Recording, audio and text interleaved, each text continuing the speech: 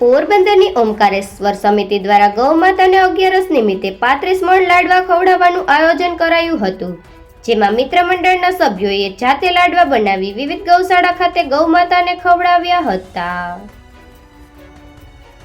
પોરબંદરમાં 11 નિમિત્તે લોકો દ્વારા પુણ્યનું ભાથું બાંધવા વિવિધ ધાર્મિક અને સેવાકીય કાર્યો કરવામાં આવ્યા હતા.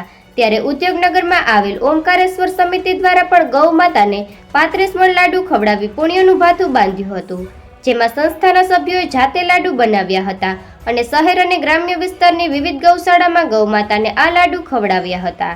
સંસ્થા દ્વારા અવારનવાર વિવિધ સામાજિક અને સેવાકીય કાર્યો કરવામાં આવે છે, ત્યારે ગૌમાતા માટે યોજાયેલ આ સેવા કાર્યને શહેરીજનોએ પણ બિરદાવ્યું હતું.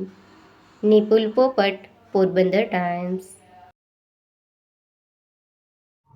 રામ રામ, મારું નામ બાબુભાઈ ચુડાસમા છે અને અમે આજે ગાયુંનો પ્રોગ્રામ રાખ્યો છે. આજે 11 છે, તો આજે આ નિમિત્તે 35 મણના લાડવા બનાવેલા હતા.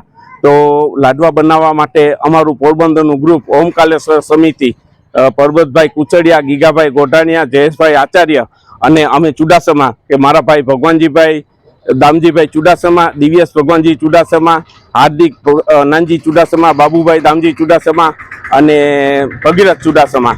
તો અમે બધાએ થઈ અને અમને સહયોગ આપેલ છે કે તમે આપણે લાડવા માટે, અને અમે એટલી ગૌચારામાં આપ્યા. એક બાપુની ગૌચારા છે મિલપરામાં, એક પોરાઈમાં ગૌચારા છે, બખલ્લા ગૌચારા છે, પછી વંશરાજ ગૌચારા છે, અને સોમનાથ ગૌચારા છે, ઇન્દ્રેશ્વર ગૌચારા છે, અને પછી એસટીના રોડ ઉપર જેટલી ગાયું ગામમાં છે બધાને અમે આપેલ છે. આ બધું લાડવાનું વિતરણ કરેલ છે.